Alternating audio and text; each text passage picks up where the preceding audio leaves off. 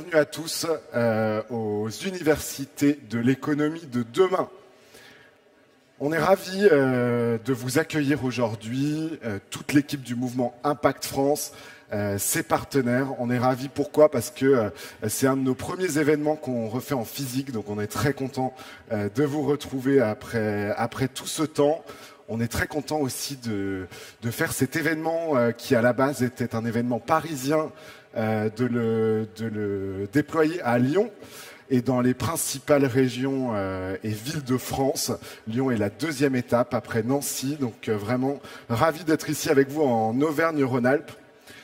Vous le savez, ici c'est donc la rencontre des dirigeants et entrepreneurs engagés dans leur territoire, parce que nous on pense au mouvement Impact France que les territoires c'est aussi important que Paris pour la relance économique. C'est pour ça qu'on a décidé entre autres de déployer cet événement ici.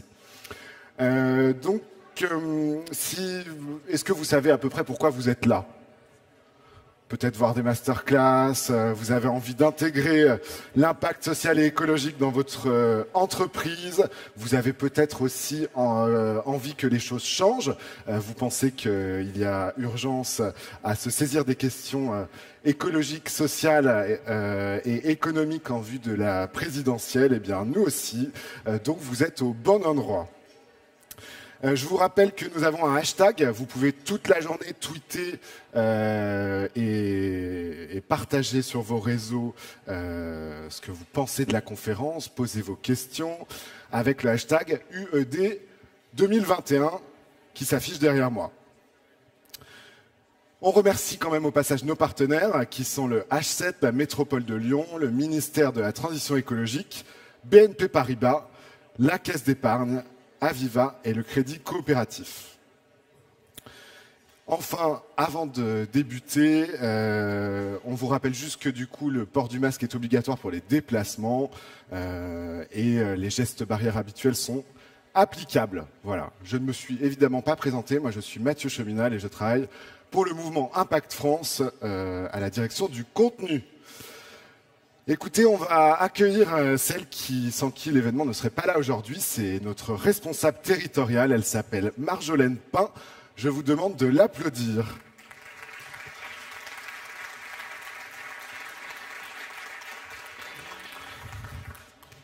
Bonjour tout le monde, bonjour à toutes et à tous. Bienvenue. Je suis ravie d'être avec vous aujourd'hui pour la première édition des Universités de l'économie de demain en Auvergne-Rhône-Alpes. On est aujourd'hui ravis d'accueillir des dirigeants, des dirigeantes d'entreprises du territoire qui souhaitent et qui prouvent qu'on peut allier, conjuguer un modèle économique viable avec une performance économique viable avec une justice sociale et une transition écologique. Et notamment, je tiens à remercier tous nos partenaires écosystèmes qui ont permis que cet événement puisse avoir lieu. Tous nos partenaires aussi financiers.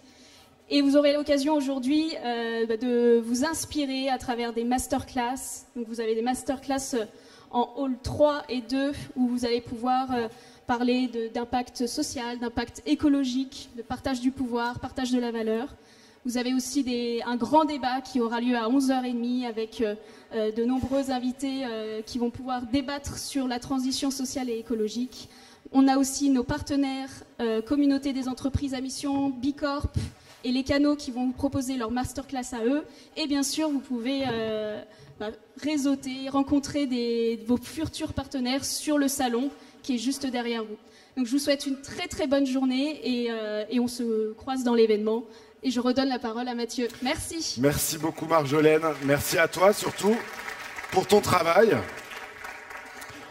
Donc vous l'avez compris, aujourd'hui, on va bosser, on va apprendre, on va débattre et on va rencontrer des gens. Donc on va commencer par notre première session, le manifeste des entreprises engagées. Comme vous le savez, nous on pense au mouvement Impact France et avec les réseaux de la transition sociale écologique, les réseaux d'entrepreneurs que seuls on va plus vite, mais ensemble on va plus loin. Donc évidemment il y a le mouvement Impact France, mais il y a toute une dynamique collective derrière. Donc ça c'est les intervenants qui vous l'expliquer beaucoup mieux que moi. On est donc sur 4 piliers dans cette transformation qui vont être abordés tout au long de la journée. L'impact social, l'impact écologique, le partage de la valeur et le partage de la gouvernance. Sacré chantier. Pour nous en parler, on accueille donc 4 entrepreneurs et dirigeants représentants d'un collectif plus large qui sont Carole Tawema de Carétique et du mouvement Impact France, on peut l'applaudir, Eva Sadoun pour Lita.co, co-directrice, coprésidente du mouvement Impact France, Marcus Sandmayer qui est le directeur général de Bledina Nutricia, bienvenue, installez-vous, et Frédéric Mistretta qui représente aujourd'hui le Centre des jeunes dirigeants. Avant cela, je vois qu'il va manquer une petite chaise. Est-ce que peut-on rajouter une petite chaise, s'il vous plaît? Pendant que nos entrepreneurs s'installent, on va accueillir également une personne sans qui on ne serait pas là non plus aujourd'hui, puisqu'on est au H7. Le H7, c'est un lieu de vie dédié aux entrepreneurs. Et donc, vous voyez, on est dans un lieu magnifique, on ne connaît pas son histoire. Donc, avant de débuter la plénière, on tenait à donner la parole à monsieur Cédric Denoyel, qui est le directeur général du H7. Voilà, on peut l'applaudir. Cédric, je vous en prie. Bienvenue et dites-nous un peu plus sur le lieu. Bonjour à tous. Cédric Denoyel, je suis le représident d'H7. Je suis très ému et très heureux de recevoir les UED aujourd'hui à H7 pour évidemment plein de raisons. Et notamment, il y a une petite anecdote que je voulais vous raconter. Et vous allez comprendre pourquoi je suis très content d'avoir les UED aujourd'hui, parce qu'ils font à peu près tout le travail qu'on aurait aimé faire et qu'on aime faire aussi au quotidien. C'est qu'on discute avec les équipes d'organiser un événement pour H7, et puis on s'est dit, tiens, il faudrait que ça soit un événement qui soit cool, dans lequel il y ait des moments d'inspiration, qui travaillent sur l'écologie, la transition, avec des ateliers et des intervenants de haut vol. Et je leur ai dit, ça ressemble aux UED. Donc du coup, on est hyper content de vous recevoir aujourd'hui. C'est une des raisons qui nous a poussé à vous ouvrir les portes de H7. Dans ce H7, aujourd'hui, vous avez 70 entrepreneurs qui travaillent au quotidien, qui s'apportent énormément les uns les autres. Et ce qui est très intéressant, c'est qu'on est sur des sujets qui sont très variés. Alors on est le lieu totem du numérique, mais pas que. On travaille beaucoup sur les systèmes de communauté. Tous ces gens-là s'aident, ont des projets très différents. Il n'y a pas que des projets technologiques, il y a aussi des projets sociaux, des projets environnementaux. Et du coup, ça donne quelque chose d'assez étonnant. Donc on a aujourd'hui plus de 400 personnes qui sont présentes dans le lieu et qui ont la vertu de pouvoir travailler sur des entreprises dont les outils, dont les produits ont un vrai impact sur la société. Donc voilà, c'était juste 2-3 petits mots que je voulais vous dire pour cette journée d'aujourd'hui. J'espère qu'on aura l'occasion de vous recevoir aussi l'année prochaine. Il faudra qu'on en discute. Et je vais laisser la parole à tous ces intervenants de haut vol, justement. Merci, passez une bonne journée. Merci beaucoup, Cédric. Alors, on va donner maintenant la parole à effectivement nos entrepreneurs. On va vous laisser un micro par ici, vous en avez un par là. Tiens, Carole, tu peux prendre ce micro. Et donc, du coup, vous allez nous expliquer qu'est-ce qui se passe dans cette dynamique collective. Carole, c'est à toi. Bonjour à tous. Alors, pourquoi sommes-nous là aujourd'hui ? Nous sommes là car c'est la responsabilité des entrepreneurs d'aujourd'hui de construire des entreprises qui n'aggravent pas, mais apportent une vraie réponse aux grandes crises écologiques et sociales qui frappent chaque territoire dans le monde. C'est un enjeu citoyen autant qu'économique essentiel que nous devons relever, car les jeunes, les consommateurs, nos équipes n'attendent plus seulement des Black Fridays ou un salaire, ils attendent des entreprises éthiques, transparentes, engagées. Et si nous n'y parvenons pas, nous devrons faire face à cette grande démission qui pénalise déjà l'économie. Démission des petits producteurs appauvris, démission des consommateurs désabusés par le greenwashing, démission des salariés en quête de sens, démission de ceux qui nous soignent, nous nourrissent, démission de la planète et du vivant.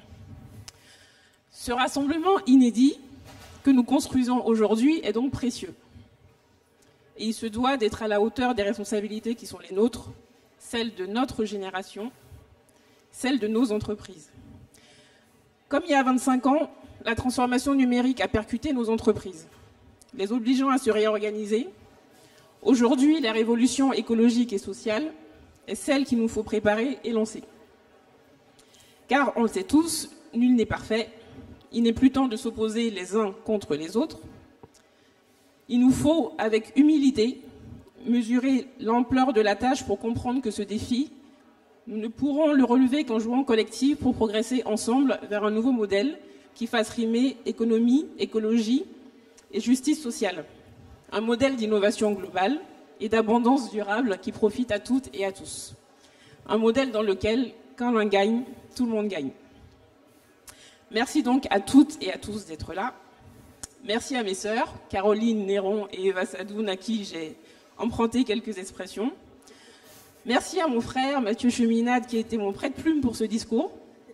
J'aurais pu dire nègre littéraire, mais je me suis abstenue, ça aurait un peu cassé l'ambiance. Mais bon, si une femme noire de 40 ans arrive à comprendre le principe de la cancel culture, parce que ce que j'ai fait, ça s'appelle de la cancel culture, je pense que des hommes blancs de plus de 50 ans en sont tout à fait capables. Et je lis le désespoir dans les yeux de Mathieu. Merci à toi, mon frère. Bon, vous l'avez compris, certains sujets vont naître dans les 6 prochains mois pour nous diviser, pour faire diversion. Donc je vous invite tous à rester unis. Restons unis et concentrés sur ce qui compte vraiment pour les 6 prochains mois et les 10 prochaines années. Tout mettre en œuvre pour faire naître et développer des économies résilientes, durables, sauver le climat, nos sols, notre eau, bref, sauver nos peaux.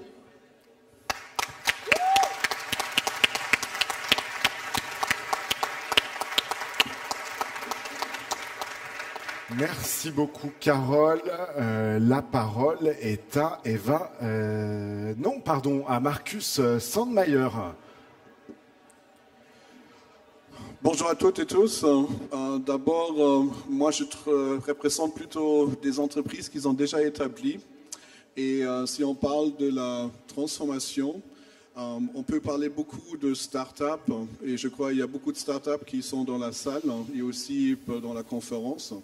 Mais je crois qu'il est aussi très très important, c'est de vraiment faire la transformation avec les grandes entreprises.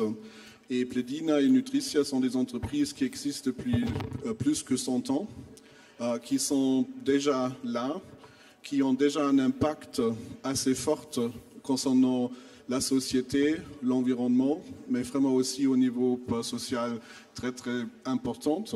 Et là, c'est vraiment aussi important de faire la transformation.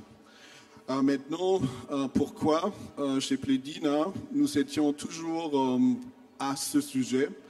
C'est parce que nous sommes là pour les tout petits. Et c'est clair que aussi, si on travaille avec les tout petits, on est intéressé concernant quel va être le monde dans lequel les tout petits vont grandir et quel est l'impact qu'on va avoir. Maintenant, et ça c'est quelque chose qui est très très clair, c'est que c'est assez lourd pour changer un grand bateau comme Pledina est, parce qu'on a beaucoup de choses qui ne sont pas encore à l'auteur, mais c'est nécessaire de commencer étape par étape et vraiment travailler sur ça. Maintenant, si on prend la partie Nutricia, Nutricia c'est entre l'alimentation et la médecine, parce que c'est la nutrition alimentaire. Oui. Et la nutrition médicale, pardon. Et la nutrition médicale intervient dans les hôpitaux, dans des situations avec les malades ou d'autres. Et ça, c'est encore un secteur où il n'y a pas encore beaucoup de discussions autour quel est l'impact pour la planète ou d'autres. Et peut-être aussi avec tout ce qui se passe avec le Covid, on a vu que nous avons plutôt fait en arrière concernant toutes les questions de l'environnement ou d'autres. Et pour ça, c'est aussi nécessaire de travailler sur ces secteurs-là. Nous avons choisi de travailler via la certification de B Corp, parce que B Corp, c'est neutre, c'est vraiment un baromètre qui regarde vraiment tous les aspects de l'entreprise. Et nous sommes vraiment très très contents que Pledina, depuis 3 ans, est certifié B Corp. Et c'était vraiment un chemin où tous les employés et collaborateurs étaient impliqués. Et maintenant, depuis un mois, aussi Nutricia est certifié. Et nous sommes maintenant partis vraiment de Danone, oui, qui, comme première entreprise à mission, veut aussi avoir un impact positif concernant l'alimentation. Et l'alimentation en total et toute la question agriculture est vraiment un des grands sujets sur lequel nous devons travailler parce que la question, ça va être comment on va se nourrir pour le futur, comment nous vraiment diminuer l'impact concernant notre planète. Et suite à ça, nous cherchons vraiment des solutions, comment on peut avoir une agriculture régénératrice qui est vraiment positif pour les terres, mais aussi pour les gens qui travaillent avec ça. Et pour ça, nous sommes vraiment ici et c'est vraiment avec un grand plaisir de partager avec vous toutes les choses qu'on fait. Merci. Merci beaucoup, Marcus. La parole est maintenant à Frédéric Mistretta, qui représente le Centre des jeunes dirigeants et qui va nous présenter la dynamique en 2 minutes.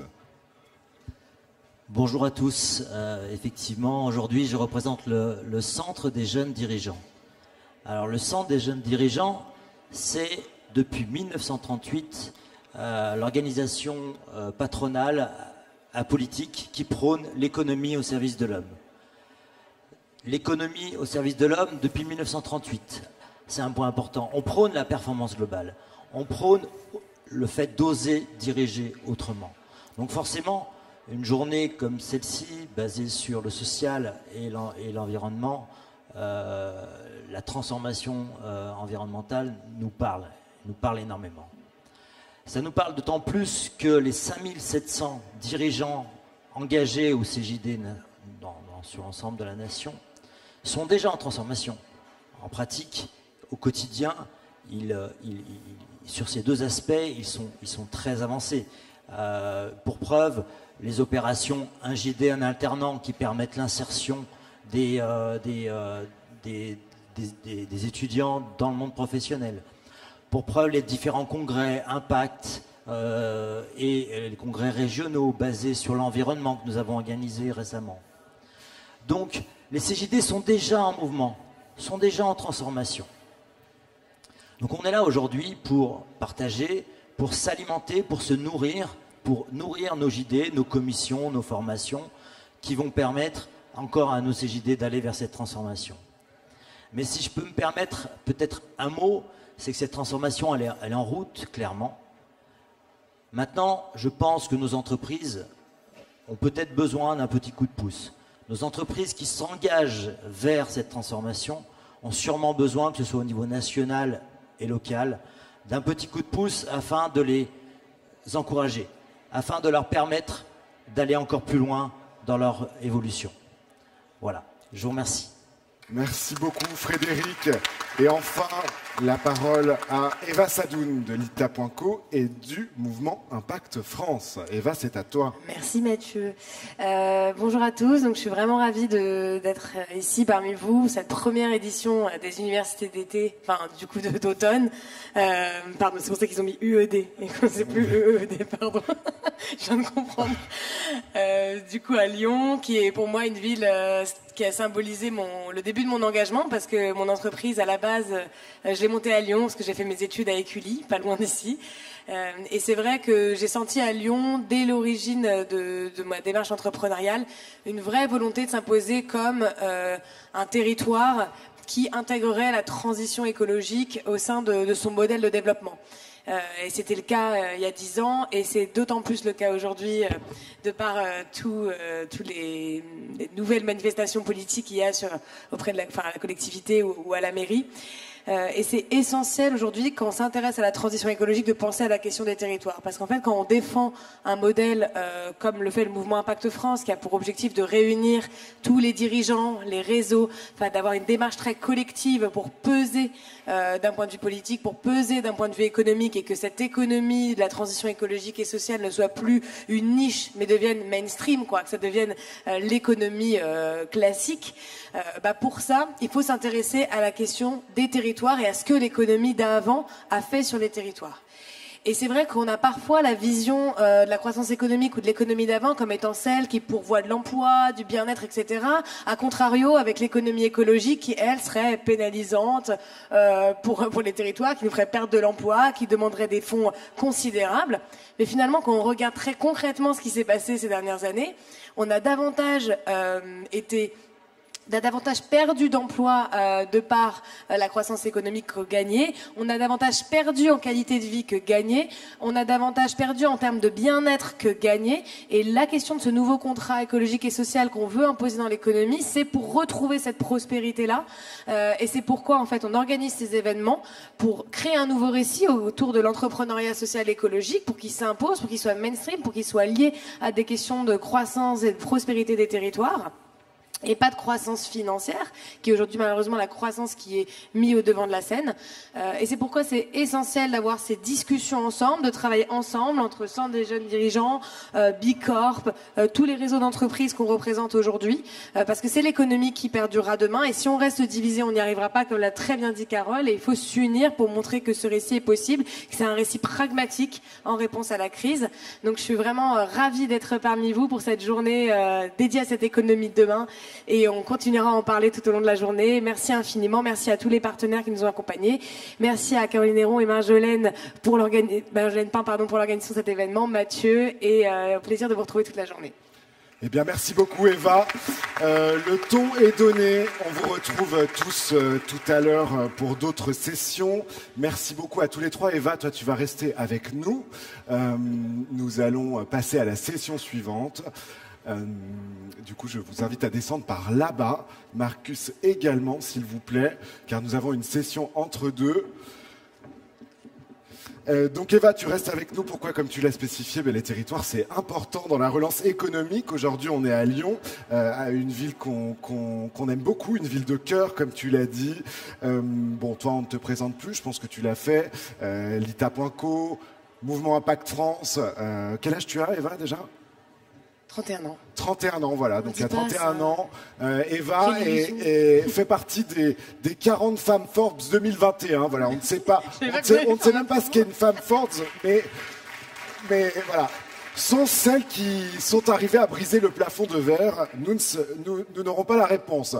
Nous allons donc passer maintenant à la session des territoires fer de lance du Green New Deal, avec donc Eva, puisqu'on a voulu un regard croisé justement entre Eva Sadoun, jeune entrepreneur, et le maire de Lyon, monsieur Grégory Doucet, que je vois là-bas. Donc, bonjour, monsieur Grégory Doucet, monsieur le maire. On vous accueille sur scène, on peut l'applaudir.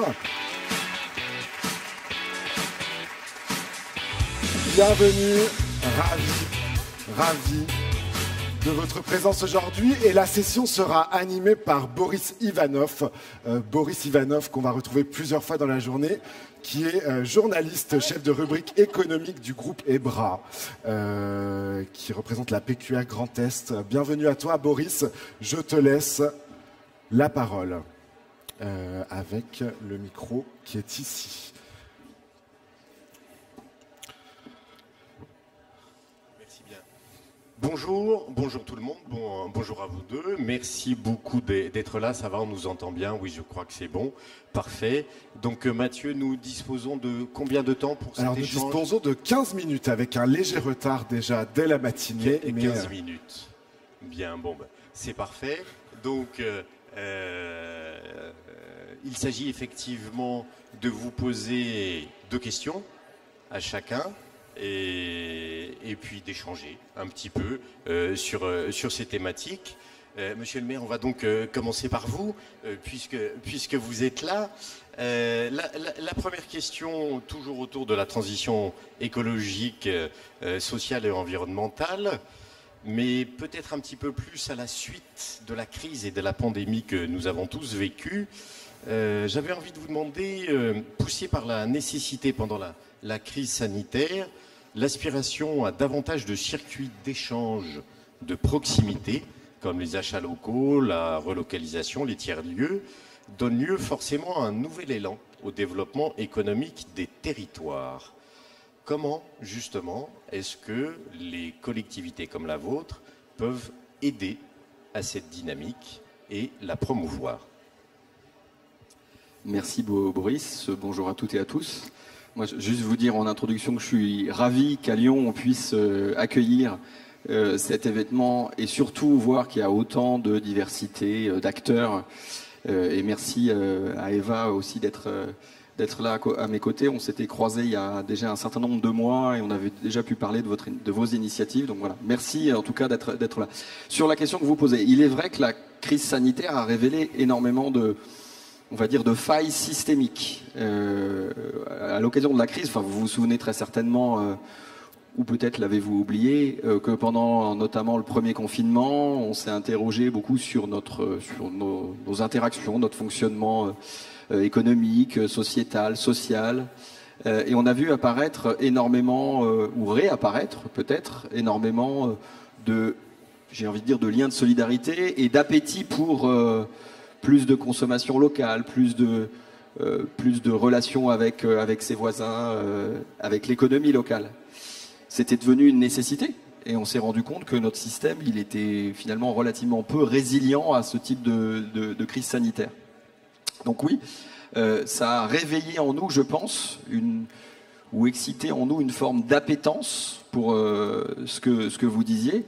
Ne serait-ce que pendant la crise, à la ville de Lyon, on a essayé d'aider toutes ces initiatives, notamment pour mettre en relation les gens qui offraient des services, y compris économiques, avec des clients, avec des citoyens.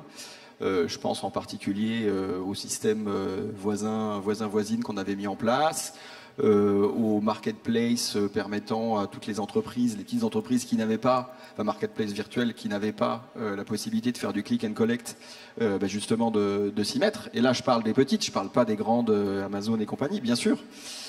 Donc oui, on a un rôle à jouer là-dessus. Je crois qu'on a surtout un rôle, je dirais, de fixation de cap et de stratégie globale. Moi, ce que vous représentez aujourd'hui et ce à quoi vous faisiez référence, Boris, c'est bien évidemment ce à quoi nous aspirons ici pour le territoire. Et c'est important d'avoir des occasions comme aujourd'hui, justement, pour le dire, pour le déclamer même. C'est important de rencontrer des acteurs. Moi, si je suis venu là aujourd'hui, c'est aussi pour ça. C'est aussi pour dire, voilà, en fait, l'économie de demain, d'ailleurs, c'est pas pour rien que vous vous appelez comme ça, que l'événement s'intitule comme ça. L'économie de demain, en fait, c'est vous qui êtes en train de la faire. Alors, j'entendais un peu plus tôt le monsieur qui représente Blédina Nutricia, qui nous invitait à aussi intégrer les grands groupes. Bien sûr, en fait, l'économie, elle doit être faite par tous les acteurs, du plus petit au plus grand. Mais pour ça, il faut donner un cap, il faut donner une vision. Moi, modestement, c'est ce que j'essaye de faire à mon niveau sur la ville de Lyon. Mais je pense qu'on y reviendra parce qu'il y a d'autres choses que j'aimerais vous dire. Mais je pense que Eva, tu auras peut-être aussi des éléments à donner en réponse à la question de Boris.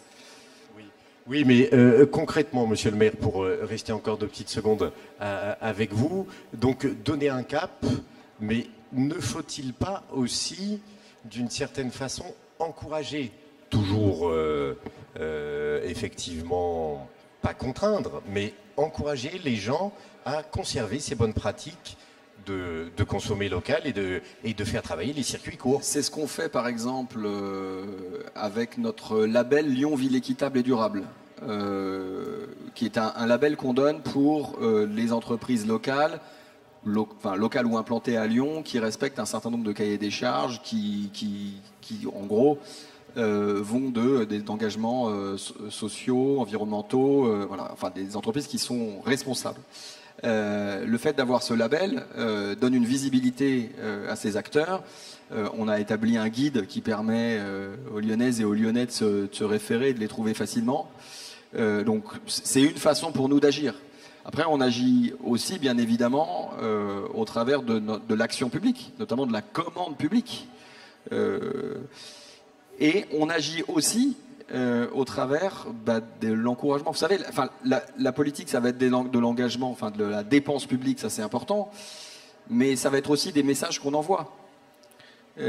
Encore une fois, là, en étant ici devant vous, et en vous disant vous êtes l'économie de demain, pour moi c'est déjà un message que je vous envoie en disant oui, en fait c'est des gens engagés socialement, sur le plan environnemental, qu'on a envie, nous, d'encourager ici. qu'on a envie de voir se développer sur le territoire. Eva Sadoun, même question. Comment est-ce que les communes, comment les collectivités peuvent maintenir donc cet élan économique qu'on a vu naître à l'occasion de la crise sur les échanges courts et les circuits de proximité? Donc effectivement, je pense que c'est extrêmement important de sensibiliser les individus à consommer mieux, etc.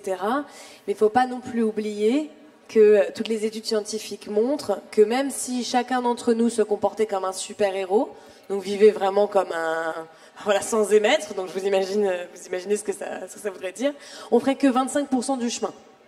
Donc vers le scénario 1,5 degré et vers la réduction des émissions. C'est bien que 75% sont des choses qui ne dépendent pas de nous, en fait, qui sont de l'ordre des politiques publiques, de la transformation des entreprises, de la transformation des usages. Et en fait, si aujourd'hui on n'a pas ça à notre disposition, on ne peut pas faire grand-chose.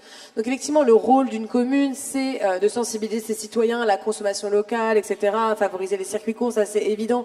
Mais de plus en plus de gens sont déjà passés effectivement à ce type de pratique. Par contre, il y a tout le reste qui est un peu compliqué.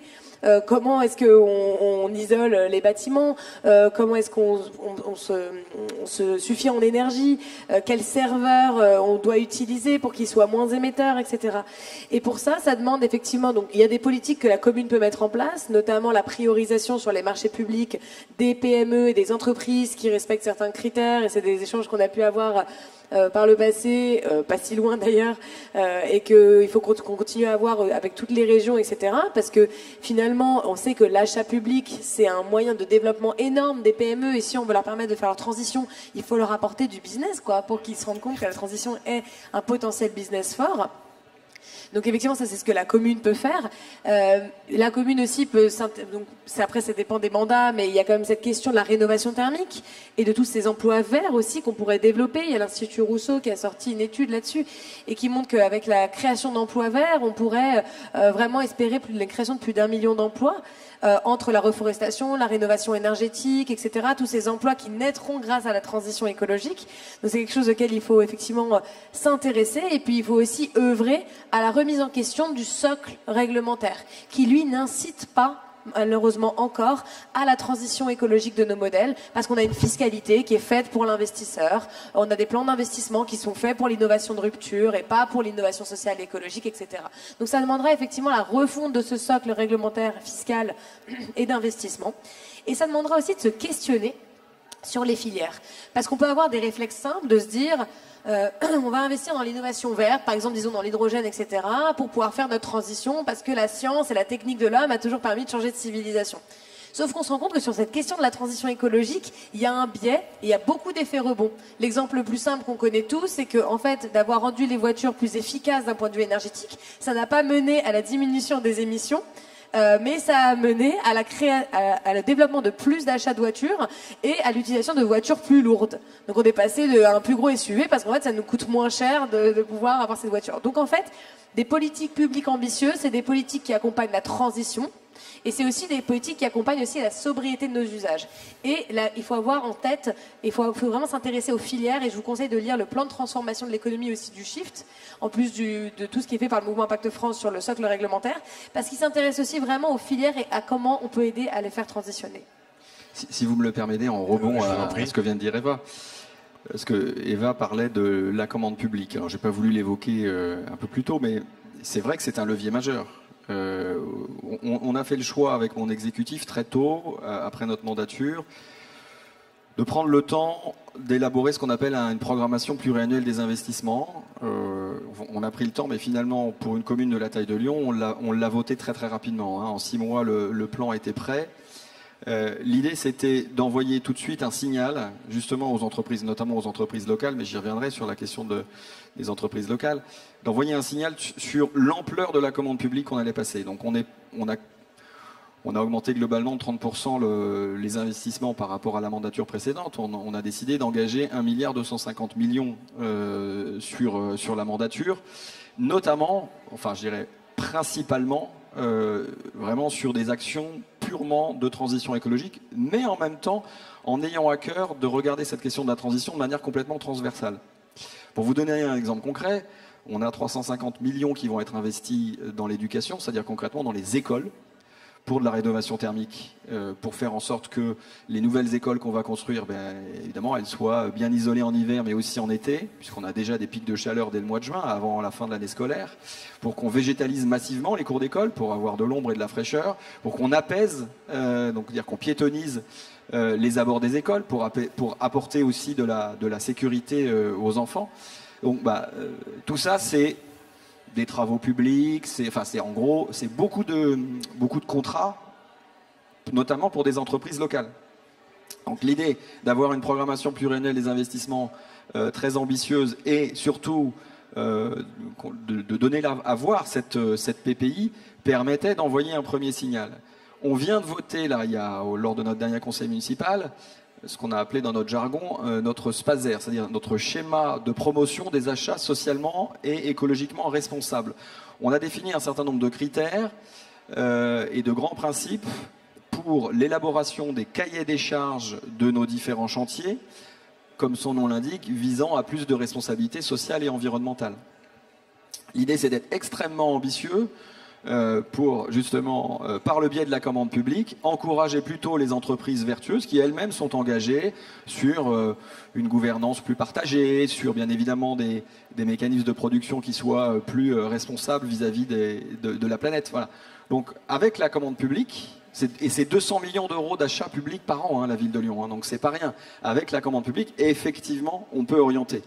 Néanmoins, non pas pour me contredire moi-même ou simplement contredire ce que vous disiez, Eva, mais 200 millions d'euros d'achats publics par an sur la ville de Lyon, par rapport à l'économie du territoire, ça reste, il faut être clair, ça reste modeste. C'est pour ça qu'on a besoin aussi que tous les acteurs s'embarquent.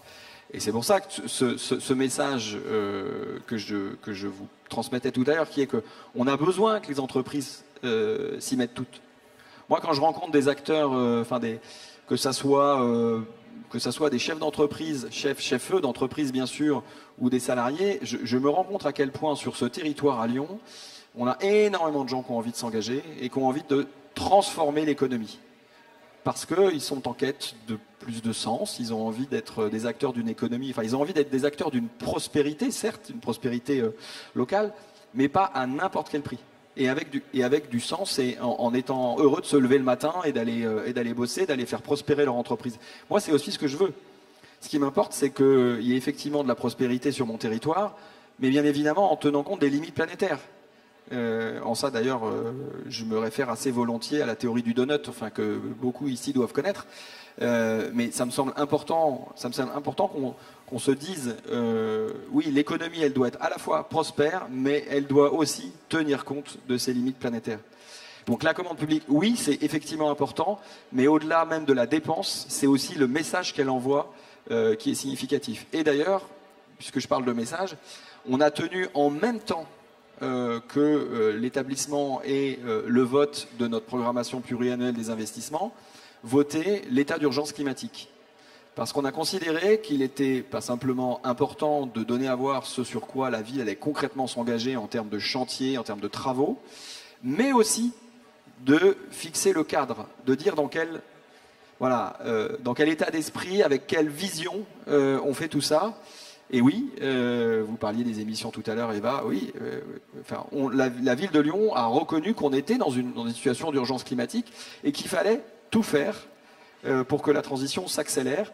Et cette transition, elle est à la fois, encore une fois, elle passe à la fois par la dépense publique, mais elle passe aussi par toutes les actions. Donc la transversalité du sujet, pour moi, est un vrai sujet. Penser tout de manière transversale, c'est clé si on veut que cette transition s'accélère.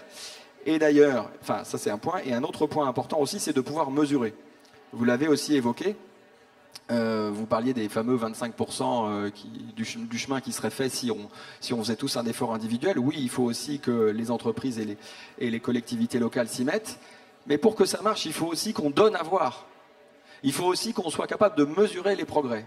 C'est pour ça que j'ai confié la mission à l'un de mes adjoints, mon deuxième adjoint, d'établir un tableau de bord de la transition écologique pour qu'on puisse suivre comment on progresse, en fait. Ça, c'est important de se dire, voilà, après 1 an, après 2 ans, après 3 ans, voilà où on en est en termes de résultats concrets sur la qualité de l'air, sur l'état. On va regarder un peu tous les sujets sur notre consommation énergétique. Voilà. Alors, on fait déjà plein de choses concrètement. On est en train de, par exemple, renouveler complètement la flotte de véhicules de la ville. Mais qu'est-ce que ça produit derrière? Il faut pouvoir le mesurer pour aussi montrer que, en fait, quand on s'engage et qu'on mène des actions, en fait, ça marche. Ça fait partie aussi de ces messages et de cet effet d'entraînement qu'on cherche à avoir sur le territoire. Merci beaucoup, monsieur le maire. Il nous reste à peine une toute petite minute. Assez peu de temps, oui. Donc, on va passer directement aux différentes propositions. Les propositions qui vous sont faites ici aujourd'hui, à tous les deux. Et eh bien, vous allez nous dire laquelle vous choisissez parmi ces propositions. Un impact score, un impact écologique et social pour baser sur. On peut afficher peut-être les propositions qui sont un peu plus loin, puisque ça voilà, sera ça va être plus rapide pour tout le monde. Sinon, merci on va Mathieu. Dépasser donc le temps. première proposition effectivement, soit l'impact score imposé aux entreprises. Deuxième proposition, conditionner l'octroi des aides et justement des investissements publics à davantage de transparence sur les engagements. Vous les voyez peut-être là. Voilà. Oui, après. Juste après. Voilà. Voilà. Donc on reprend. Première proposition, instaurer un index d'impact écologique, autrement dit impact score. Deuxième proposition, conditionner l'octroi des aides et des investissements à une transparence sur les engagements des entreprises. Troisième proposition, faire de l'impact social la clé de voûte de la commande publique. On vient d'en parler. Quatrième proposition, un crédit d'impôt de transition pour justement soutenir la transition des entreprises. Cinquième proposition, imposer 10% des produits locaux de proximité dans les commerces. Sixième proposition, créer des fonds régionaux et nationaux pour soutenir les entreprises dans la relocalisation. Et septième proposition, accélérer le développement des consortiums inclusifs. Voilà, donc ces propositions qui sont donc les propositions de plaidoyer du mouvement Impact France. Je vous le rappelle, on a demandé donc à M. Grégory Doucet, le maire de Lyon, d'en choisir une qui serait prioritaire pour lui.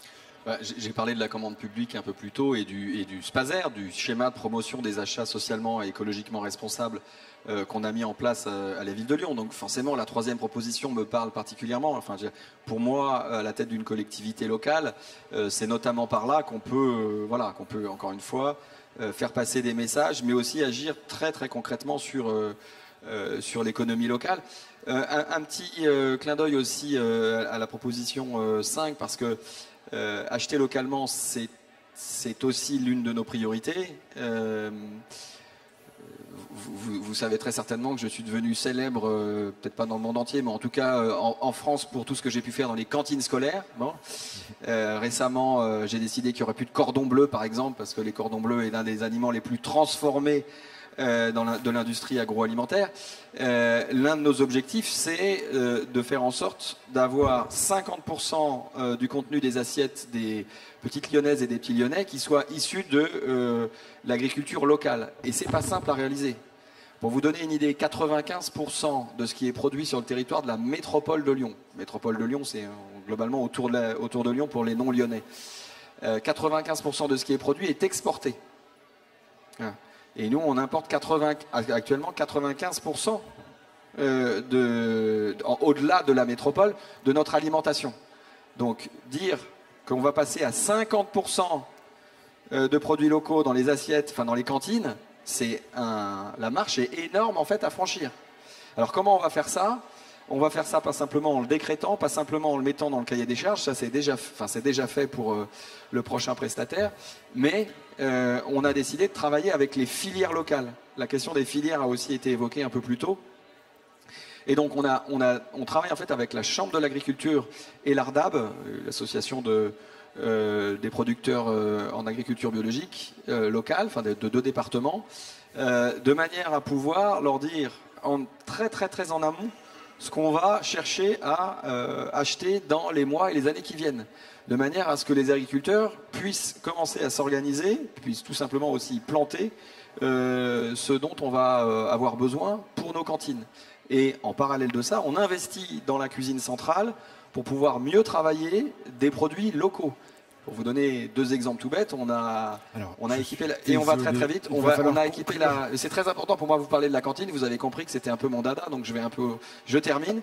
On a équipé la cuisine centrale avec des machines qui nous permettent de fabriquer des soupes à partir tout simplement des produits qui sont produits localement, mais aussi pour pouvoir travailler les légumineuses, pour pouvoir faire des steaks de légumineuses et pas simplement, et du coup diminuer la part de produits carnés dans les cantines. Tout ça, c'est des choses très concrètes, très simples, mais c'est ce qui va nous permettre demain aussi d'aller vers plus de produits locaux dans les assiettes des petites Lyonnaises et des petits Lyonnais. Voilà, donc je dirais la 3e en priorité, et puis bien évidemment un clin d'œil pour la proposition numéro 5. Ça va, j'avais le droit d'en choisir 2 ?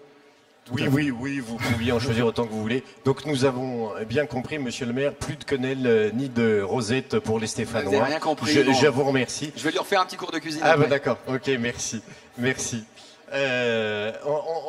On n'a pas le temps de poser une dernière question. Alors là, on Mathieu, n'a non, on n'a pas le temps de poser une dernière question. Je suis désolé. Non, Eva, mais une courte réaction peut-être. Il n'y a pas de problème. Non, c'était à propos de l'impact score. Juste pour moi, c'est quand même la une. C'est quand même la une qui est la plus importante. Parce qu'en fait, la une, elle conditionne tout le reste. Et qu'en fait, tant qu'on n'aura pas ces indicateurs, on sera incapable de dire qu'on fait de la transition et voir ce qui est vrai, ce qui est faux.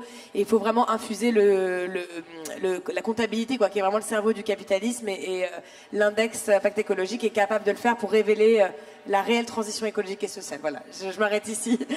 Merci à tous. Merci beaucoup à tous les deux. Merci Eva, merci monsieur le maire d'être venu jusqu'à nous. Merci Boris.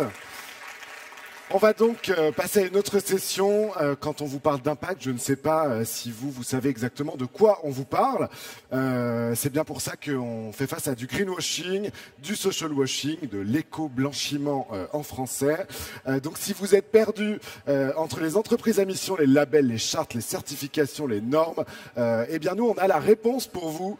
On a notre directrice générale du mouvement d'Impact France, Caroline Néron.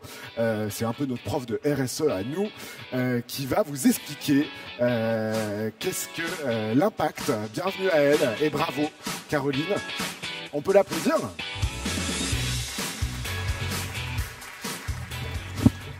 Bonjour à tous. Alors, je ne vais pas vous faire un cours toute seule, je vais appeler des entrepreneurs surtout qui savent ce que c'est et de quoi ils parlent. Donc, je vais appeler pour... je vais voir si je sais faire. Voilà, pour me rejoindre et pour échanger sur cette session, Marcus Sandmer, donc le patron de Blédina, et Alix Guibert, la vice-présidente d'Habitat Humanisme, que je vous demande d'applaudir, et qui vont nous expliquer plus concrètement. L'idée de cette session, c'est vraiment de vous... vous pouvez les applaudir, Alix, merci d'être là. Vous connaissez tous... Blédina et Habitat Humanisme, qui sont des grands noms dans la région, mais évidemment dans la France entière, et qui ont accepté de témoigner pour montrer justement la diversité des niveaux d'engagement et des manières de s'engager quand on est une entreprise aujourd'hui. Parce que effectivement, on parle d'impact à toutes les sauces aujourd'hui, mais réellement, qu'est-ce que c'est qu'une démarche de transition, de transformation, et comment aujourd'hui... quand on est une entreprise, on choisit son chemin. C'est ça qu'on essaye et qu'on va essayer de décrypter ensemble rapidement pour poser les enjeux et éviter en gros les confusions entre RSE, ESG, impact, mission, voilà, tout ce qui fait que parfois, même si on a envie de s'engager, on ne sait pas trop par où commencer. Donc on vous propose une masterclass en 2 temps. D'abord un décryptage, donc vraiment on va poser bêtement les termes et les différents niveaux d'engagement des entreprises. Et deuxièmement, le passage à l'action, c'est-à-dire quelles sont les premières questions clés à se poser pour mettre en place une démarche d'engagement quand on est une entreprise, qu'on la crée ou qu'on la transforme. Rapidement, évidemment, vous connaissez le contexte que je ne rappelle pas, hein, qui fait qu'aujourd'hui, on a 88% des entrepreneurs qu'on interroge, voilà, de toute taille, de tout milieu, de tout secteur, de tout territoire, qui nous disent qu'ils veulent se transformer. Et en même temps, face à ça, une réalité un petit peu contrastée, parce qu'il y a effectivement une minorité de PME qui entreprennent une vraie démarche RSE structurée. Donc on n'est même pas sur une démarche de transformation à impact positif. Et pourtant, on a évidemment un enjeu social, sociétal, que je ne rappelle pas, le GIEC le fait mieux que moi, mais par contre, un enjeu aussi business, tout simplement pour les entreprises. Et les secteurs de la bio, du commerce équitable se développent. On a aussi un enjeu fort des investissements à impact en France. Et puis, vous savez qu'aujourd'hui, de plus en plus de salariés veulent savoir où ils travaillent et quel sens a leur rôle et leur entreprise en général dans le monde. Et on a enfin 80% des Français qui disent qu'ils sont prêts à changer de marque s'ils ne partagent pas les valeurs de la marque qu'ils achètent. Donc voilà, qui veulent voter avec leur carte bleue, comme le dit bien le patron de C'est qui le patron ? Et donc, pour positionner un peu les niveaux d'engagement et reposer un peu les enjeux et les niveaux de transformation, on a tout simplement fait ce petit schéma. Le première base de l'engagement qui a touché de plus en plus d'entreprises, quelle que soit leur taille, c'est la stratégie RSE. Donc la stratégie RSE, on y reviendra, c'est lutter contre ces effets négatifs. Ça veut dire quoi ? Ça veut dire que aujourd'hui, pour n'importe quelle entreprise, pour le déplacement de ses salariés, les déplacements de ses marchandises, il y a un impact carbone. Aujourd'hui, si une entreprise embauche des salariés, mais qui n'a pas vraiment la représentation juste de ce qui est présent en France comme personnes handicapées, femmes, hommes, personnes diplômées ou non diplômées, quelque part, elle crée de l'exclusion. Et donc, c'est tout le travail que font certaines entreprises pour être plus inclusives ou pour lutter contre leur empreinte carbone. Donc ça, c'est la RSE. C'est essayer de diminuer ces effets négatifs. Et puis après, on a l'enjeu de développer des stratégies à impact positif pour les entreprises. Et là, on a deux niveaux. On a aujourd'hui les entreprises qu'on appelle à mission dans la loi. Donc c'est pour ça qu'on l'a mis à côté. C'est qu'est-ce qui est dans la loi ? Donc c'est les entreprises qui choisissent une mission sociale ou écologique positive et donc qui souhaitent avoir des impacts positifs. Et puis on a les entreprises à impact qui sont aujourd'hui dans la loi reconnues par l'agrément ESUS, celles en fait qui se sont créées, qui sont toutes tournées vers un enjeu social, un enjeu sociétal, un enjeu écologique. Donc ça c'est le cœur de leur action et elles tournent leur modèle organisationnel et économique autour de ce seul objectif. On y revient pour rentrer un peu plus dans les détails. Donc, RSE, intégration volontaire de préoccupations sociales et écologiques pour lutter contre ces effets négatifs. En transition, avoir une mission d'intérêt général, donc développer une mission à impact positif et une entreprise à impact, celle dont l'objectif principal est leur enjeu social ou sociétal. Et un petit zoom sur l'ESS qui est un peu transversal à tout ça, parce que l'enjeu, les entreprises de l'ESS aujourd'hui sont définies par des statuts, donc coopératives, mutuelles, fondations, associations et maintenant entreprises commerciales mais d'utilité sociale. Et du coup, ces statuts peuvent être transversales, c'est-à-dire qu'on peut avoir des entreprises mutualistes qui sont engagés sur des enjeux RSE, mais qui n'ont pas défini une mission sociale écologique. On peut avoir des coopératives qui sont toutes tournées vers leur impact social ou écologique, ou des coopératives qui sont de coopératives du bâtiment, et donc qui sont organisées avec une organisation qui se base sur le partage du pouvoir, mais qui peuvent ne même pas avoir de suivi de leurs enjeux RSE. Donc, c'est une transversale à ces enjeux d'impact. Même si, l'impact, aujourd'hui, on va y revenir, s'inspire fortement de ces valeurs. Donc, pour faire un petit retour, la RSE, il y a vraiment des prémices de la fondation de la RSE qui sont principalement au départ basées sur la philanthropie, qui existe encore et qui se développe, mais qui aujourd'hui, les politiques RSE, elles ont dépassé les enjeux de philanthropie et elles développent vraiment une transformation aussi de leur action pour lutter contre ces effets négatifs. Donc, l'étage du dessus, l'entreprise en transition, donc celle qui choisit d'avoir une mission avec un impact social et sociétal ou écologique à côté de sa performance économique. Et donc là, on a raison d'être, mission, on a une gouvernance souvent adaptée et puis une stratégie RSE. Mais du coup, qui vient à côté de la stratégie financière, de l'enjeu de performance financière et qui modifie la gouvernance à la marge. C'est-à-dire qu'on a une gouvernance de la mission à côté de la gouvernance principale de l'entreprise. Donc aujourd'hui, c'est positionné dans la loi comme l'entreprise à mission. Et donc les entreprises qui s'engagent peuvent devenir entreprises à mission. Alors après, il y a certaines entreprises qui ont un impact positif, qui n'ont pas obligatoirement ce statut encore, ou qui n'ont même pas envie de l'avoir. Mais dans la loi, aujourd'hui, on peut avoir une reconnaissance avec ce statut. Et du coup, pour vous en parler un peu mieux que moi, j'ai demandé à... Et là, c'est fini, vous n'allez plus m'entendre parler. C'était vraiment le début.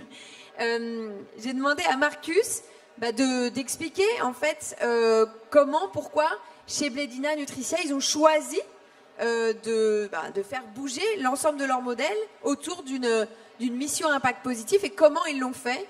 Parce qu'ils ont commencé à le faire en passant par le label B Corp, comme il le disait tout à l'heure. Alors, si on parle de l'entreprise à mission, et peut-être le prochain slide, on doit connaître un peu la structuration. Alors, l'origine de tout ça, c'était que Danone a regardé vraiment quel est l'impact que Danone a et a regardé concernant les SDG, alors les Social Development Goals de les Nations Unies, et a défini ses objectifs pour l'entreprise qu'on appelle les Company Goals.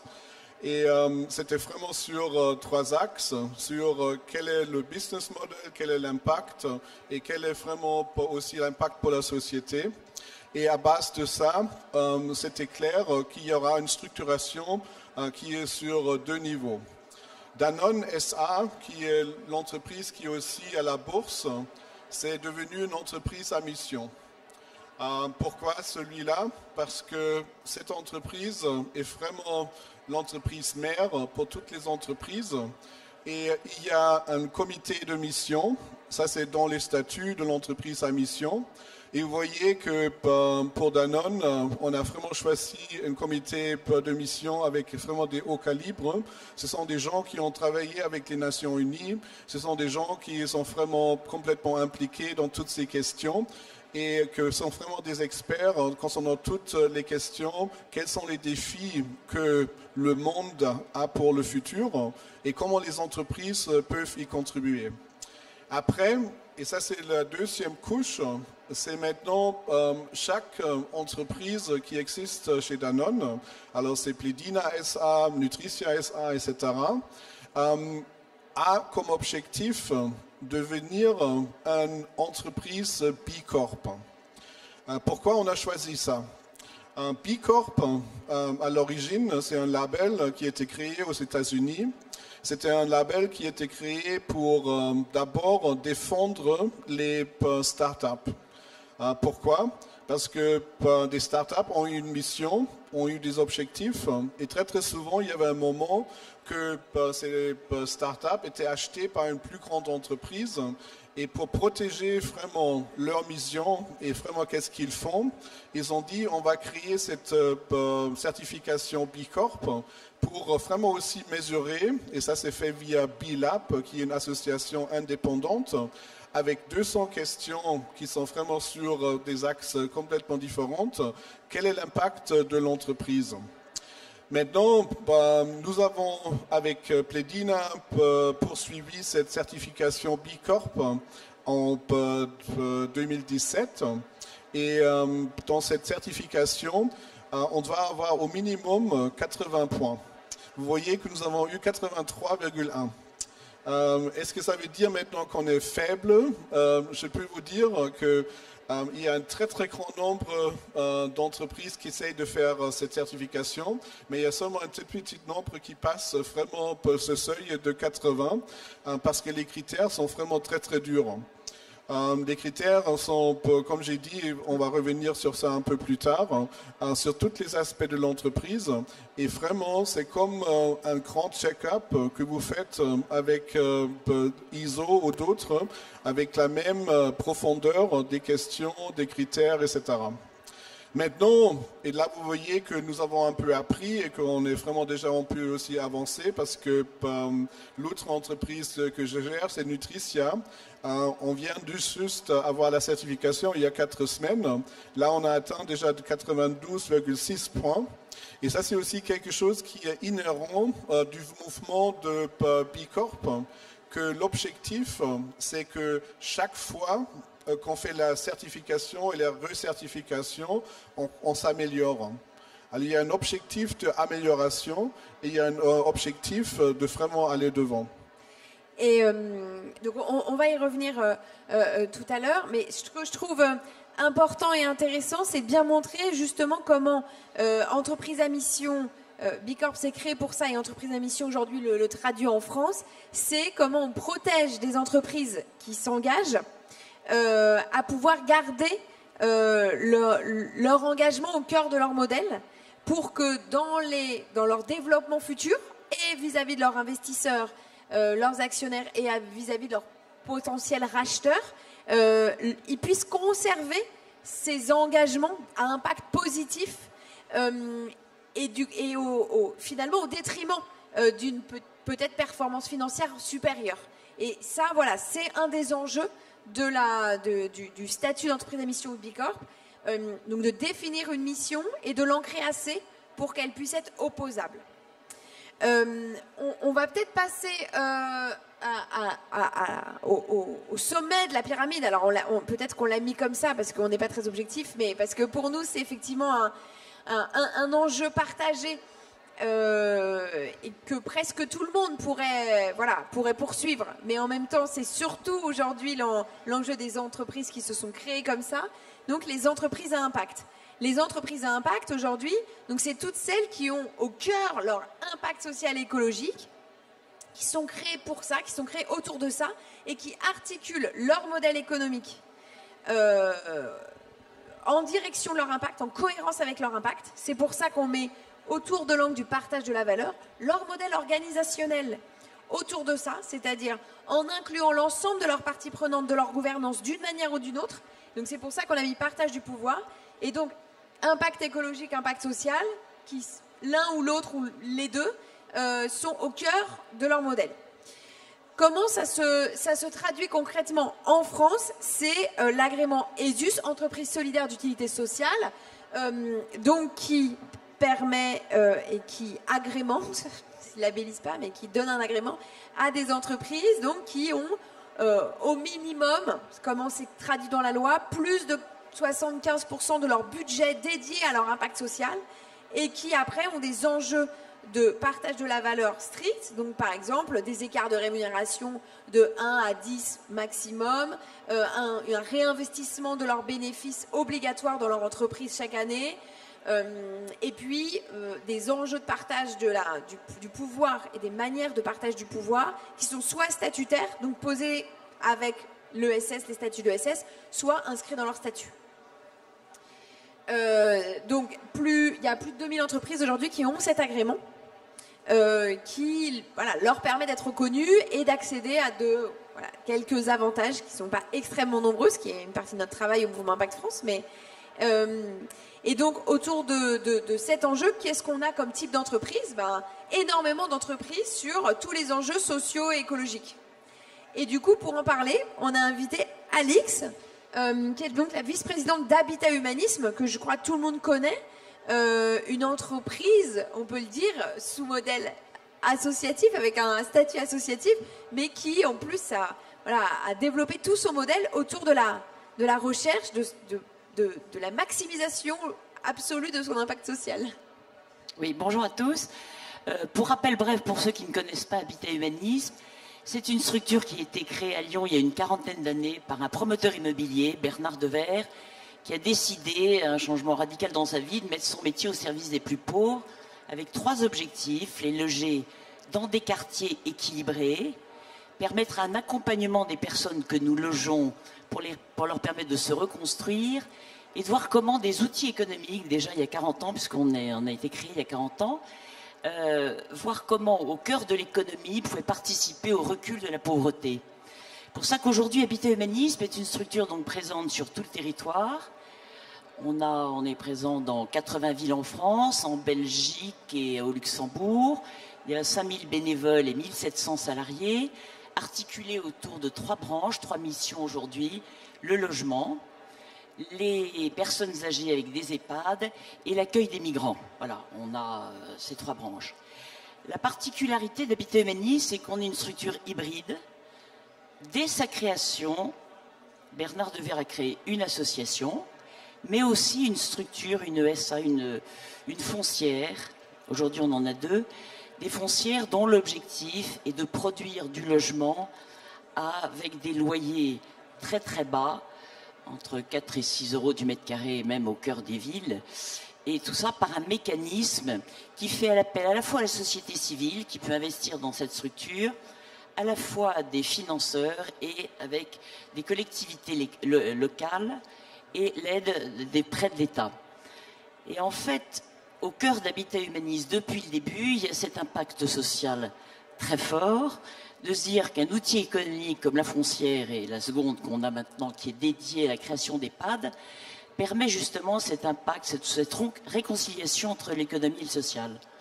Alors on bénéficie effectivement d'un statut d'économie solidaire, et qui maintenant c'est économie solidaire, ESUS, et également d'utilité sociale.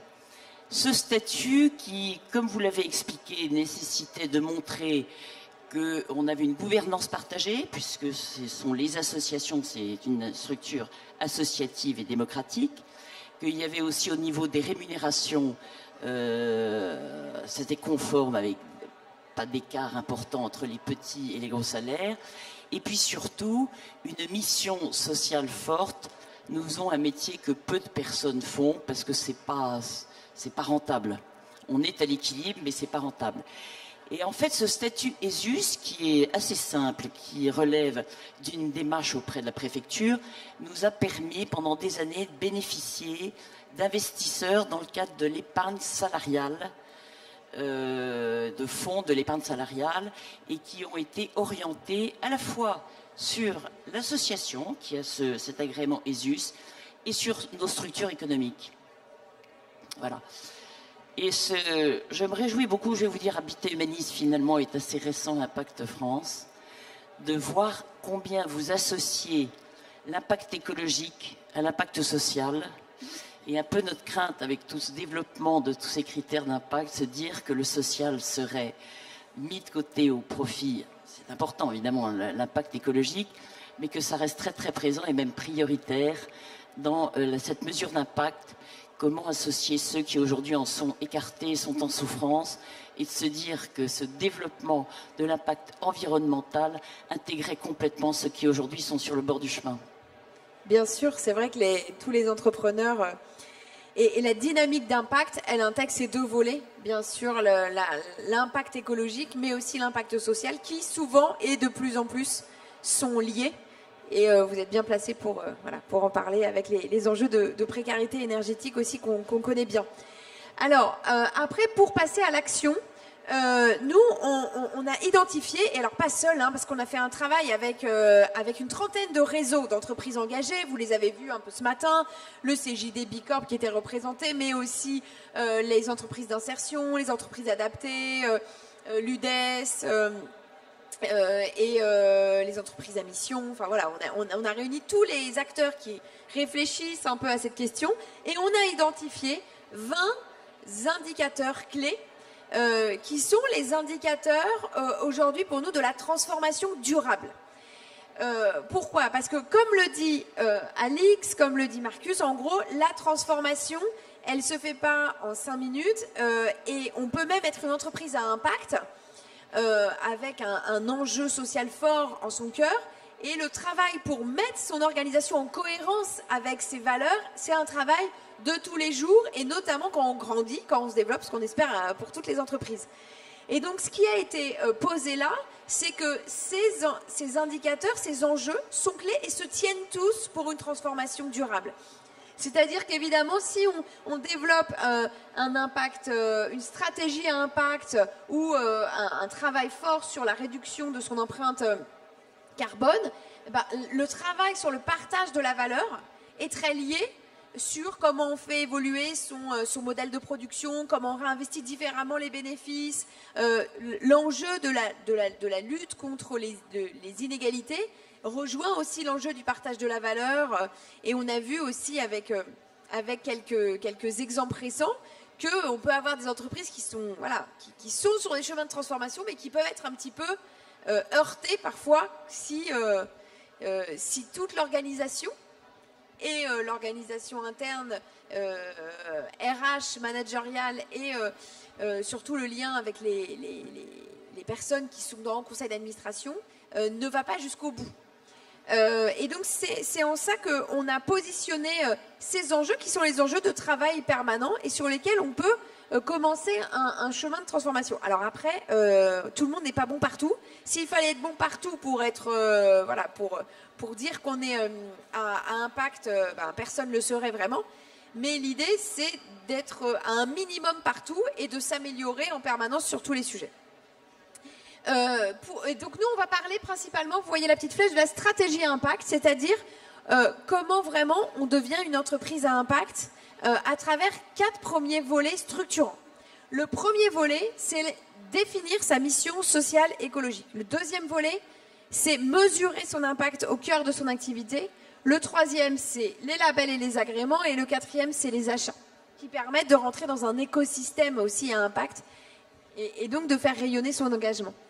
Alors, sur l'intégration de la mission, nous, notre recommandation un peu collective, c'est d'essayer d'intégrer la définition de sa mission sociale écologique dans ce qu'on appelle des cadres de référence. En gros, dans des grands objectifs sociaux et environnementaux qui sont posés ou localement, ou nationalement, ou internationalement. Alors, ça croise avec les grands objectifs de développement durable qui ont été signalés par l'ONU, mais qui sont parfois un petit peu larges et bon, pas toujours obligatoirement très engageants. Mais ça croise, par exemple, avec les accords de Paris sur les enjeux environnementaux. Donc, l'idée, c'est de s'accrocher à des grands enjeux sociaux, sociétaux, environnementaux qui existent et de dire, ben voilà, moi, ma mission, elle va s'intégrer voilà, dans cette dynamique. Du coup, ben, vous, Habitat Humanisme, très concrètement, votre mission sociale, elle s'intègre dans ces objectifs. Oui, complètement. Dans le 1, c'est d'éradiquer la pauvreté, de voir comment, à travers un logement bien situé dans un quartier équilibré, on peut permettre à des hommes, des femmes, des enfants de se reconstruire. C'est de leur permettre de recréer des liens, d'avoir une vie sociale et pour certains de retrouver un travail. Voilà, c'est la lutte contre la pauvreté. Et vous, Marcus, vous êtes intégré ? Oui, chez nous, c'est fortement, on appelle ça notre programme Recultivant. Ce qu'on voit, c'est nous sommes dans la nutrition infantile. C'est vraiment l'amont agricole qui est vraiment très importante. Et c'est aussi vraiment reconnecter le consommateur avec l'amont agricole, de travailler vraiment la transition agricole et de vraiment aussi reconnecter les mères, les pères avec vraiment où les produits viennent et avec les producteurs. On travaille avec les jeunes agriculteurs France. On travaille à la transition vers une écologie. On travaille concernant aussi une agriculture régénératrice. Alors ce sont tous ces programmes qui aident parce que ce sont les ingrédients qu'on utilise pour nos produits. Et du coup, ce qui est important dans un deuxième temps, c'est de positionner où est-ce que vous voudrez mettre, où est-ce qu'une entreprise positionne sa mission par rapport à sa mission sociale et écologique par rapport à ses enjeux de performance financière. Et comment il l'équilibre. Et du coup, qu'est-ce qui est le plus important et de honnêtement positionner ces enjeux vis-à-vis de soi-même, vis-à-vis de ses collaborateurs, vis-à-vis de ses investisseurs et de ses parties prenantes. Ce qui permet de choisir finalement le bon chemin, où est-ce qu'on a envie de se situer dans cette dynamique, soit de transformation, soit de création. Donc, où on est sur des enjeux de RSE qui peuvent se combiner avec du profit, mais où la rentabilité, la performance financière reste première, où on essaye de positionner la rentabilité financière au même niveau que la rentabilité, que la performance sociale écologique, où on choisit que la performance sociale écologique prime et que le modèle économique doit être au service de cette performance sociale écologique. Ce qui ne veut pas dire ne pas être rentable, ne pas développer un business, ne pas développer... finalement, plus les entreprises à impact feront un chiffre d'affaires important, plus elles prendront de place dans l'économie, plus elles auront d'impact. Donc ça ne veut pas dire que si on choisit plus d'impact plutôt que de regarder plus ça que la performance économique, ça ne veut pas dire qu'on ne veut pas de performance économique et de business model soutenable et qui se développe. Mais par contre, ça veut dire que la priorité sera mise sur le développement de l'impact social et écologique. Et puis après, voilà, on a identifié 4 étapes à partir du moment où on choisit de développer une mission pour la choisir et la positionner, et puis le plus possible pas seul, mais en intégrant ses collaborateurs et ses parties prenantes. La deuxième enjeu qui est important, c'est la mesure de son impact, c'est-à-dire comment on va choisir, une fois qu'on a identifié une mission, de mesurer et de rendre compte en transparence de son impact. Autant sur son impact positif, par ailleurs, que sur la limitation de ses impacts négatifs. Et donc, ce qui est important, c'est de choisir les bons indicateurs, les bons critères. Vous avez choisi, je crois que c'est un travail que vous faites régulièrement de choisir. C'est un travail qu'on fait depuis plusieurs années, depuis 5 ans. C'est nécessaire par rapport à nos partenaires, par rapport à nos sympathisants. Et nous aussi, c'est un outil de pilotage important, cet impact. Alors nous, ça se mesure par rapport au nombre de logements, au nombre de personnes que nous logeons. On mesure la typologie, ça nous permet de mieux connaître la typologie des personnes que nous accueillons. Mais ça, c'est du quantitatif. Ce qui est important, c'est de mesurer le qualitatif, et c'est le plus difficile. Savoir comment cet accès à un logement décent dans un quartier équilibré a permis de sortir la personne de sa mouise. Et ça, c'est un travail qui est plus difficile. On le fait par des enquêtes. Et voilà, c'est un travail dans la durée, mais qui est important pour nous. Pour nous, nous sommes une entreprise industrielle. On doit être très clair parce qu'on est dans la transformation de l'amont agriculture pour avoir après un produit qui peut être consommé par le consommateur. Et comme ça, nous avons vraiment toute une chaîne qu'on doit regarder concernant l'impact. Alors, ce que vous voyez ici sur la liste, ce sont toutes les choses qu'on regarde. Et pour ça aussi, on a choisi B Corp parce que nous avons des impacts concernant le CO2, nous avons des impacts avec nos 1600 employés concernant les salaires, nous avons vraiment tout l'index hommes-femmes, nous avons 3 usines, alors nous avons toute cette question de déchets, de l'eau, etc. Nous avons des forces de vente qui sont sur le terrain. Nous avons toute activité, etc. Parce qu'avec 400 millions de chiffres d'affaires et de millions de pots, avec vraiment aussi le plastique, la question de l'emballage, etc. Je peux vous dire que pour nous, on a des multitudes de l'impact qu'on doit regarder et mesurer, et où on doit aussi après vraiment regarder comment je peux changer étape par étape pour m'améliorer et aller. Et ça, c'est vraiment l'avantage de B Corp, parce que ça regarde vraiment tous les axes différents. Donc ça, c'est vous regardez votre impact positif sur du coup ce que vous nous avez dit, le lien avec les producteurs, et puis la limitation de votre impact négatif en fait, permanent. Oui, alors on regarde bien sûr sur les deux et on se met des objectifs, par exemple sur le CO2 ou sur l'eau. On a des programmes très très clairs dans nos usines, comment je peux réduire de l'eau ou aussi l'utilisation de l'énergie. J'étais juste la semaine dernière à notre usine à Stanford qui est dans le nord, qui change complètement sa façon comment faire l'énergie et vraiment redonner aussi l'énergie. Nous avons installé des panels solaires de vraiment grande taille à notre usine à Prive, la Gaillarde. Et on travaille aussi avec les communautés locales, comment je peux aussi travailler vraiment concernant une agriculture qui est beaucoup plus proche et beaucoup plus, je vais dire, locale pour vraiment travailler sur ça.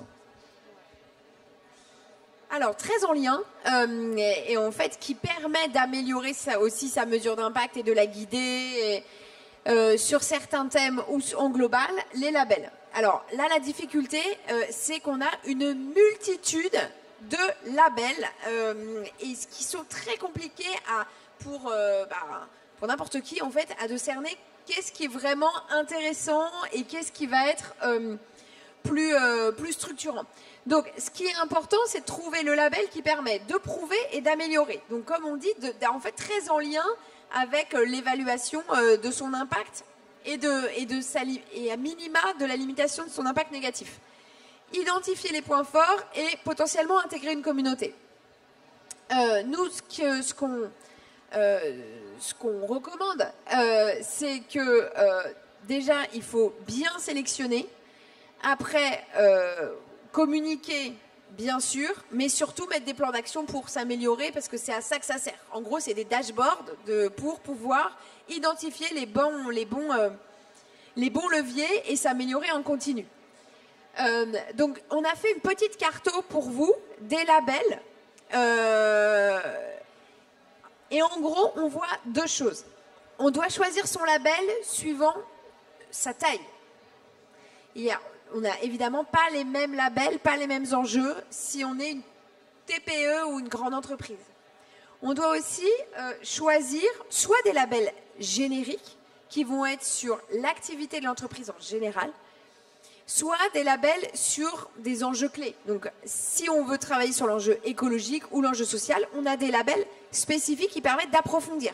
Et finalement, on peut se dire, moi, pendant 3 ans, je vais travailler sur mon enjeu écologique principalement, et du coup, je vais choisir d'engager un travail avec un label sur cet enjeu. On a le label B Corp, donc du coup, Marcus a pas mal parlé. Donc, l'idée, c'est là de présenter aussi un label qui est un label qui est sur tous les thèmes, qui est un label générique, qui est vraiment un label qui permet d'améliorer la vision globale de son entreprise et l'engagement global de son entreprise, avec un scoring qui permet de savoir où on en est et où est-ce qu'on va et comment, tout simplement avec une vision pour avoir 80, pour avoir 90, pour avoir 100, et du coup qui permet de progresser de manière récurrente. Et ce qui est intéressant avec le label B Corp, c'est qu'il a ces deux volets: limitation des externalités négatives, donc je baisse mon impact négatif, et en même temps recherche d'un impact positif. C'est un des seuls labels qui le fait, d'où son succès aujourd'hui. Et du coup, il y a en plus une évaluation d'impact derrière avec une labellisation.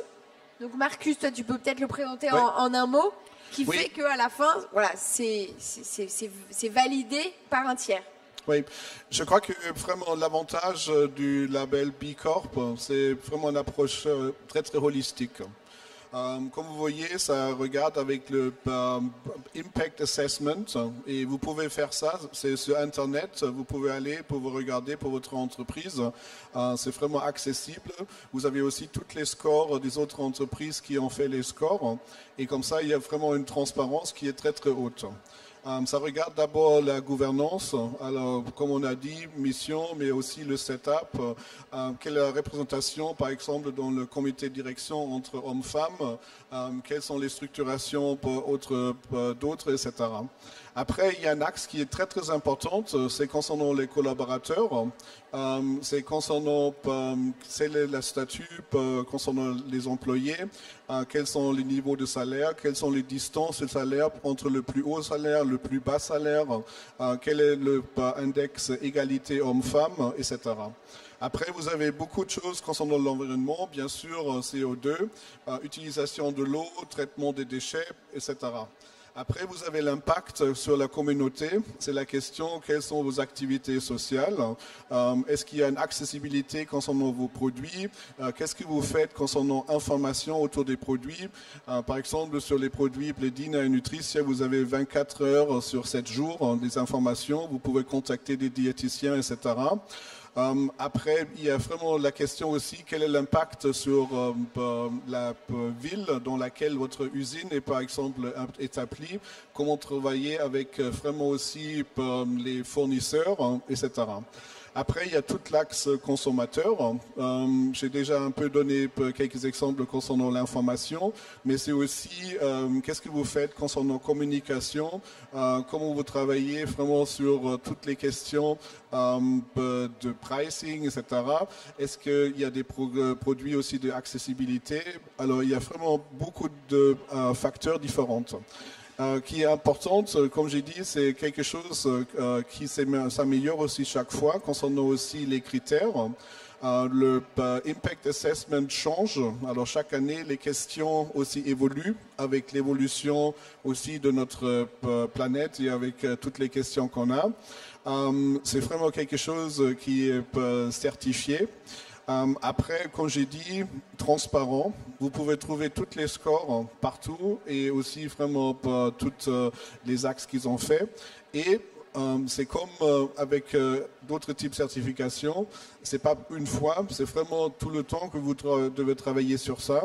Et ça, c'est aussi la motivation pour les employés parce qu'ils ont vraiment cet intérêt de s'améliorer et d'aller plus loin. Super, merci. C'est très clair, ça permet vraiment de voir à quoi ça sert.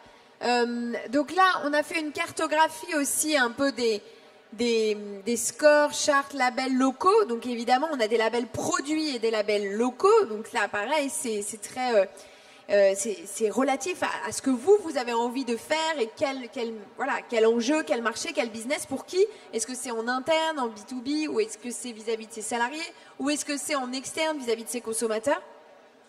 Et surtout, une des cartographies importantes aussi, c'est celle des labels sectoriels qui sont là, hyper intéressants, suivant l'enjeu et le secteur dans lequel vous êtes, qui permettent de rencontrer une communauté, qui permettent réellement, encore une fois, d'avoir le référentiel pour s'améliorer et puis de bénéficier aussi de labels qui parfois sont nécessaires dans certaines dynamiques, dans certains marchés. Vous, je crois, chez Habitat Humanisme... Là, on se retrouve au niveau... Parce qu'on fait appel beaucoup à la finance solidaire pour financer notre action. Et nos produits, nos placements, nos propositions de placements financiers sont tous labellisés Finansol. On est dans la communauté Finansol. Et effectivement, ça permet d'intégrer une communauté, d'échanger, de progresser ensemble. Et la vertu du label... Je retiens, et c'est vrai que ça permet de progresser. C'est pas comme une contrainte, au contraire, ça permet d'avancer et de rester dans un cadre qui est conforme aux valeurs. Et donc voilà, vous avez pléthore de labels, chacun peut le choisir comme outil d'amélioration. Après, c'est pas parce qu'on n'a pas de label non plus qu'on n'est pas dans une démarche d'amélioration. Donc ça doit être un outil au service. C'est pas une nécessité. C'est un outil qui permet de s'améliorer et qui permet de progresser et qui doit être ciblé par rapport à vraiment ses besoins.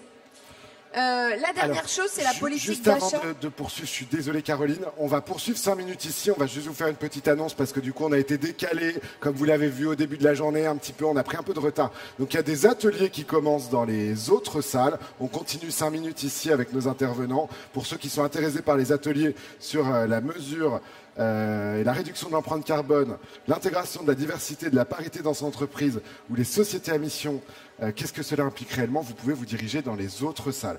On continue donc avec le point numéro 4. En plus, on finit juste. Et donc là, la dernière volet, c'est de développer une politique d'achat responsable. Et donc là, c'est comment, aujourd'hui, quand on est une entreprise à impact, on se développe dans un écosystème et on est partie prenante d'un écosystème à impact qui fait qu'on s'améliore aussi constamment et qu'on permet à tous ou son territoire ou son écosystème sectoriel de s'améliorer au fur et à mesure. Et donc là, l'enjeu, c'est que des entreprises, si elles se positionnent, quand elles se positionnent sur l'impact, vont pouvoir, se former, développer un cahier des charges favorable et donc lister ses fournisseurs, en même temps mettre en place des outils d'évaluation, voilà, pour vérifier les engagements de ses fournisseurs, travailler en priorité avec les fournisseurs labellisés, voilà, c'est aussi à ça que ça sert, le label, c'est de reconnaître l'engagement de ces parties prenantes en face, et puis de communiquer et d'évaluer les résultats.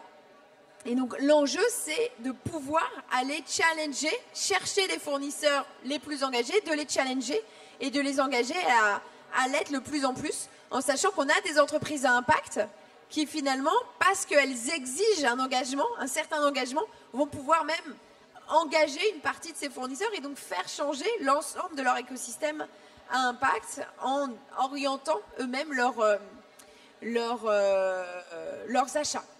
Et vous, je crois, chez Bladina, vous avez aussi été dans cette type de démarche? Oui, il y a plusieurs projets. Alors d'abord, bien sûr, on a déjà entendu ça du maire de Lyon, l'achat est un pouvoir assez fort, oui, parce que vous pouvez décider qu'est-ce que vous achetez ou n'achetez pas, et comme ça, de définir les bons critères, c'est assez important.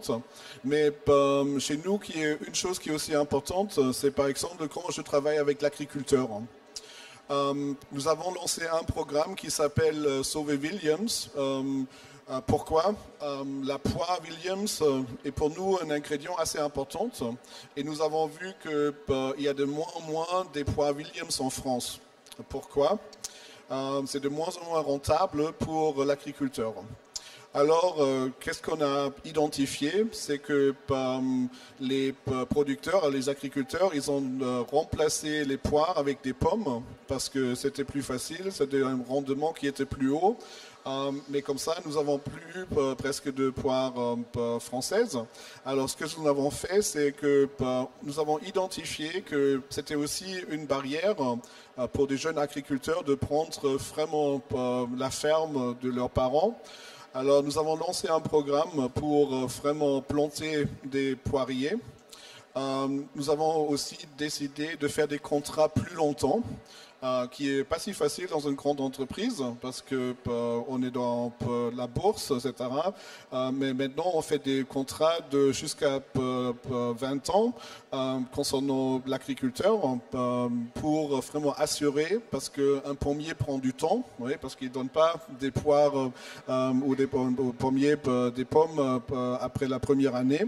Alors, avec des contrats plus longtemps, on a aussi assuré un prix plus élevé parce que la poire est plus chère, prend plus de temps et a un rendement plus faible. Et suite à ça, on est capable de vraiment, je vais dire, recultiver ici en France quelque chose qui n'existe plus. Et ça, c'est un peu, je vais dire, concernant aussi l'agriculture régénératrice, c'est aussi une question politique d'achat qui n'est pas seulement, comme j'ai dit, sur le prix. Après, c'est aussi de transmettre ce qu'on a fait auprès de la grande distribution. Alors, nous avons aussi fait un grand lancement avec toute notre gamme, avec 80% ingrédients de la France. Et aussi, on a augmenté nos prix auprès de la distribution parce qu'on a dit, si l'agriculteur veut avoir plus d'argent, c'est vraiment nécessaire parce que ça, c'est la situation. Alors, c'est vraiment toute une chaîne qui vient de comment coopérer mieux avec l'amont, comment valoriser des éléments et après aussi expliquer auprès du consommateur qu'est-ce qu'on fait, parce qu'on a aussi fait, je vais dire, une autre approche pour impliquer le consommateur dans cette approche avec une plateforme qui s'appelle Mimosa pour vraiment travailler aussi sur l'amont agriculture. Super. Et vous, du coup, Habitat Humaniste, je crois que vous travaillez aussi dans votre manière de construire, de suivre. C'est sûr que la mission sociale est au cœur de l'ADN d'Habitat Humanisme. Et en fait, on s'ouvre. Vous voyez, on fait tous des progrès. Sur la construction, on produit quand même 500 logements par an. Et toute la réflexion aujourd'hui est de voir comment on fait des logements qui produisent moins d'électricité. D'abord, qui permettra de consommer moins d'énergie, ce qui laissera un reste à vivre supplémentaire pour les personnes que nous logeons, mais aussi par respect de l'environnement, par le choix des matériaux qu'on va utiliser. Et c'est tout un chantier qu'on est en train d'ouvrir. Alors, il y a déjà un certain nombre de réalisations qui sont faites en France, mais ce sont, voilà, on est dans les prémices d'une ouverture. On passe du social à l'environnemental, nous, et on s'y engage. Voilà. Et au sein de cette communauté, justement, d'Impact de France, c'est pour ça qu'on est bien content d'être là, de faire ça ensemble. Et donc voilà, on voit comment on développe comme ça un écosystème vertueux qui peut aller aussi à l'inverse, qui peut être aussi des marques qui se créent, qui se développent, qui peuvent aller chercher auprès des entreprises à impact, auprès des entreprises labellisées, leurs meilleurs clients, parce que voilà, ils sont dans cette dynamique d'amélioration continue. Et écoutez, on est au terme de notre petite masterclass. L'idée, c'était de finir en vous disant que l'entreprise engagée, c'est à la mode, mais c'est pas que à la mode, c'est une vraie dynamique.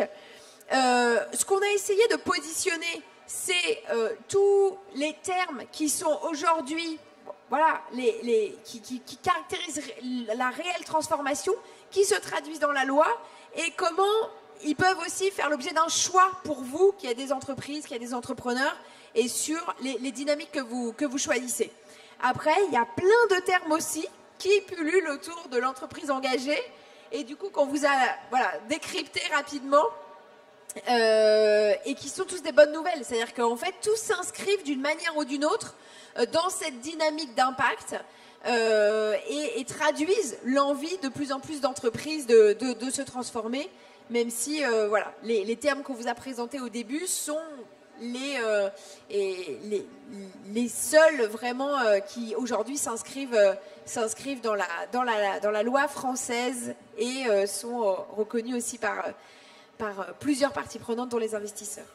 Enfin, merci beaucoup. Je remercie infiniment Marcus, infiniment Alix, vraiment de leur présence, de leur témoignage hyper précis, hyper précieux. Et parce que voilà, ils représentent tous les deux des figures des entrepreneurs engagés aujourd'hui en France. Merci à tous et bonne journée. Et merci à toi, Caroline, pour ces éclaircissements sur l'impact. J'espère que c'est beaucoup plus clair pour vous.